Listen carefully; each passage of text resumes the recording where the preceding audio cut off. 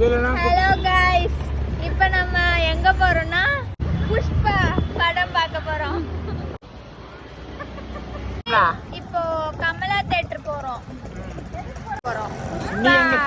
நீ வண்டியில எங்க உட்கார்ந்திருக்க? நான் முன்னாடி உட்கார்ந்திருக்கேன். ஹலோ गाइस, நம்ம வந்துட்டோம். இங்க பாருங்க.